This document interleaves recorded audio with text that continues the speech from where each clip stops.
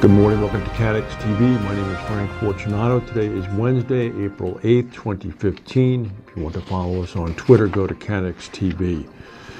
The Washington, D.C. area was hit by a bit of a power outage yesterday afternoon. A piece of metal breaking loose from a power line 43 miles away from the nation's capital knocked out electricity to the White House, the State Department, and big parts of Washington, D.C. itself. The outage threw scores of public and private office buildings off the grid, but in most cases, backup generators quickly kicked in. People were trapped in elevators. The press briefing at the State Department was actually interrupted. Oprah Winfrey was doing a testimonial to Maya Angelou at Ford's Theater when the lights went out. According to PEPCO, the Potomac Electric Power Company that runs the nation's capital's electricity grid, they said that their system worked just fine. They said just one line failed and the system recovered soon after the ripples were felt in Washington, and parts of the electrical grid immediately disconnected themselves to prevent further damage. A spokesperson said that the emergency cutoffs that were done automatically are preventive measures. It's easier to reset a system than to replace it. Naturally, people at the Homeland Security Department were concerned that it was a terror attack because of reports that the Chinese and Russians have perhaps infiltrated the American utility grid. It was found to be a more mundane cause. It was a piece of metal breaking loose from the power line, as I mentioned. More than 100 people, mainly Western tourists, have been rescued from a tour boat that caught fire in the Andaman Sea off of Thailand's southwestern coast. The An Nang Princess Ferry 5 was traveling from Krabi to Phuket, two of Thailand's most popular beach resort areas, when a fire broke out, and apparently everybody has been rescued. A docked Russian nuclear submarine caught fire yesterday during repairs in the northern province of Arkhangelsk. The submarine, a 500-foot-long K-266 class, was docked at a shipyard and began to burn when welders scorched the insulation between the vessel's inner and outer hulls. The ship was reportedly not carrying any nuclear weapons. The fire was apparently caused as a result of, quote, a violation of safety procedures while its missile systems were being upgraded. The fire could not be put out, so authorities wisely decided to squelch the fire by submerging the submarine. Fortunately, the submarine is built to be submerged. If it had been a surface ship, they would have had a problem. A research company called Cornerstone Research has said that the number of accounting-related U.S. securities class action lawsuits have soared by 47% in 2014. According to the head of that organization, the increase appears to be, at least in part, a result of the Securities and Exchange Commission's heightened focus on accounting-related fraud, as demonstrated by the substantial growth in accounting case filings that refer to inquiries or actions by the SEC.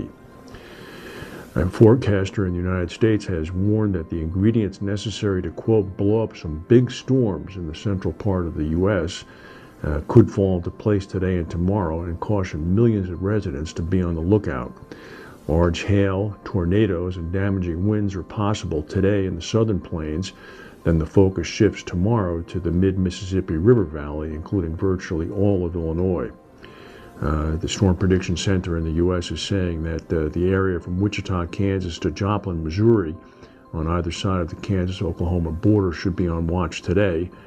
And tomorrow, the area from Arkansas to Missouri, all the way up to southern Wisconsin, should be on the lookout. The U.S. has been particularly immune this year from damaging tornadoes, but it is spring, and the climatic conditions are all ready to go.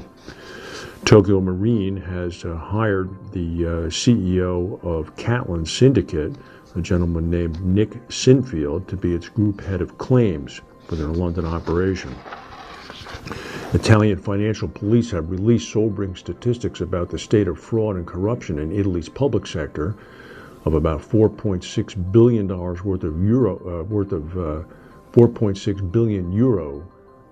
worth of contracts, public contracts that they looked at last year. They found a total of 1.5 billion euros in fraud and 2.6 billion euros wasted. That's a total of 4.1 billion euros. So that means that only 500 million euros were actually properly spent in that small sampling that they took. The mafia in Italy has long been known for its infiltration of public contracts, helping contribute to Italy's dismal ranking on the Transparency International's corruption perception list. It's right up there with Swaziland, Senegal, Greece, Bulgaria, and Romania. And these stories never fail to amaze us. 5 years ago in 2010, there was a plane crash in Poland that killed 96 people, including the Polish president at the time.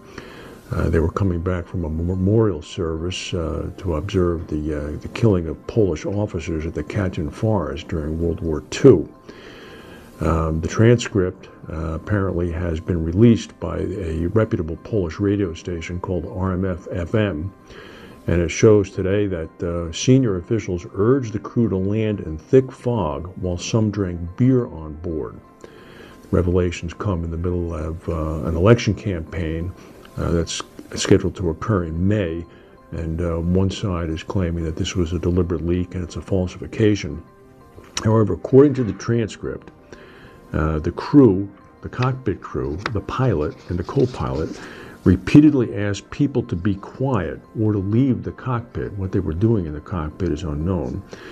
The transcript suggests that the pilots suggested diverting or turning back due to the fog, but were put under pressure to land so that the president, who of course was on board the plane and subsequently killed, did not miss his engagements. According to the radio station, the head of the Polish Air Force, who was on board the plane, told the pilots, quote, "You'll make it easily," 41 seconds before the crash. About 15 minutes before, a senior foreign ministry official told the captain, "We will try until we make it." The transcript also suggested that people in or near the cockpit were drinking beer. It seems as if on the relatively short flight back from the Catlin forest to Warsaw, for some unknown reason, a cocktail party broke out in the cockpit of the presidential plane. That's all the news that we have for today. If anything is breaking, we'll come back and tell you. In the meantime, thank you for watching, and we'll see you tomorrow.